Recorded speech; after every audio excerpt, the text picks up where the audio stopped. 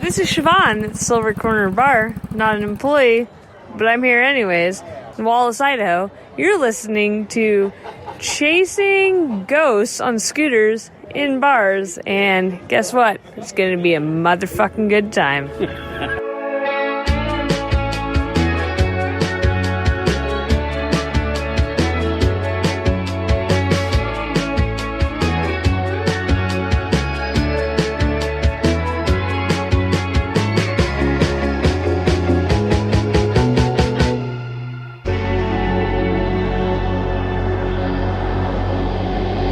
Okay, this is Chasing Ghosts on Scooters in Bars update. We're a little late getting a new podcast out. Mark. What does an update mean? I don't think we've done an update before, have we? Yeah. Or what are we updating? We're updating the fact that I'm moving, the studio's moving, and don't move the blankets because you're making a rubbing noise. That's not the blanket. Okay, so I'm moving, and we're going to have a new podcast out in the next few days. In the meantime, here's a little ghost story from my friend Mike and my friend Mark, who joined me in the garage. We're huddling under a blanket trying to record a little something. And this is impromptu because I had no idea we were recording today. Nope. So here we go. Here's Mike's story. He's from Michigan, and this Mike from Michigan. It's got kind of a catch to it. Really is, and we'll see you in the next couple of weeks with a new podcast. In the meantime, here's a little something to wet your whistle. What's this bonus called? This one's called Wake Up. And on top of that, we're using the new music from Weeknights that we premiered on the last podcast and never said a word about. Oh, Hope you right. like it. Yeah. So here we go. Okay, I'm with my friend Mike. Hey, Bart. Hey, Mike. And you live in a haunted house, don't you? I believe I do. But more importantly, you just had an experience with a stove. I did. And some sleepy time. I did. So why don't you tell us about it? Long story short, I had some relatives that needed a place to stay for a little bit while their house sold. And my sister-in-law and my niece and nephew were living in the basement while my brother-in-law was living in Florida until the house sold. They got home late one night. Wait, to be clear, you live in Michigan. I do live in Michigan. And you live in the UP? I live in the lower peninsula. I'm what they call a troll.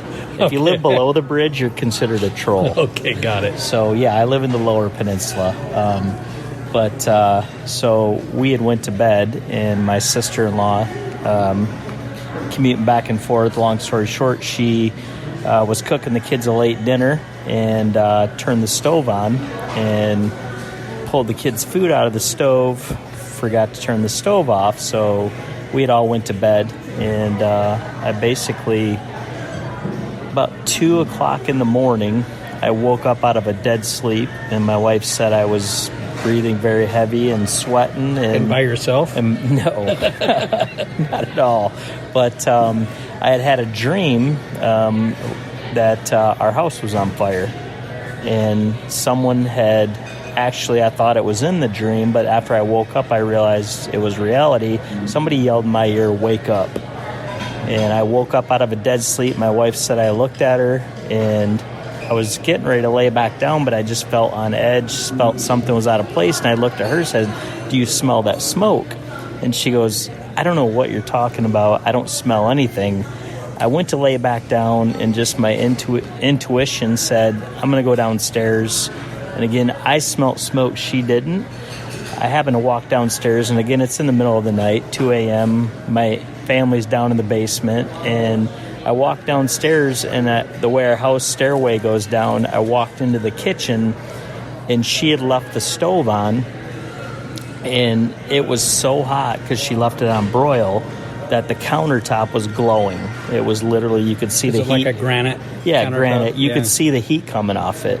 And just because the way our kitchen's laid out, the dishwasher on the other side has a glass front, and so they face each other. I could see the glowing red coming from the stove, and I literally walked down. And the reflection in the dishwasher? Correct. Right. And I walked down, and you could feel the heat in the kitchen, and I turned the stove off and literally walked upstairs slowly thinking about what had just all transpired in the last 5 minutes, I laid down in bed. My wife said, "Is everything okay?" And I said, "You're not going to believe what I just found downstairs." And I explained to her the situation, and What'd she say? she said, "Someone woke you up because our house was about to burn down." And you've had other experiences in the house, and my point to you was they're not necessarily negative. They're Correct. just paranormal. Correct. Yeah. I've talked to you numerous times in our travels together and told you a few other things that have happened at the house. But That's a pretty good thing. this That's was somebody a- that wanted to stay there. Yeah. In the way I woke up out of the dead sleep and in the panic I was in, she knew something wasn't right. Wow. And I laid back down and knew something wasn't right either. And luckily I walked downstairs. The ghost that saved my house. The ghost that saved my house. Nice, Mike. Thank you. You're welcome, Mark. Well, there you go, Mark. That's Mike's story. There in Michigan in the Lower Peninsula, and he does live in a haunted house. What I don't know if it's a haunt. It was a hot house, but what I like about that story is shit wasn't rattling or falling off shelves. It was actually he had a premonition or a feeling to wake his ass up out of bed and go fix whatever the problem was. Right. It's a little unique. Normally, it's glasses flying off shelves or whatever. Well, because we go to bars. This was a house. Yeah. Right? So we shared a ghost story. We let everybody know that we're going to have a new podcast about our trip to the Inland Empire. So this was just to get us through our listeners to our next podcast? Yeah, because Okay. I'm moving. I sold my house, and I've been fucking busy as shit. Right? Yeah, and I'm not sure I'm sold on the new studio. I do like the new studio table you have here. Well, my wife picked it out. Yeah. We'll see what the new studio looks like. Looking forward to it. All right. We'll see everybody else, and I hope you enjoyed the music. Thanks to Weeknights for the new music. Thanks to our listeners, and thanks to you, Mark, for joining me in the garage for the last time. It was a setup. I didn't know we were podcasting a review. All right. All right. Copyright Chasing Ghosts 2019.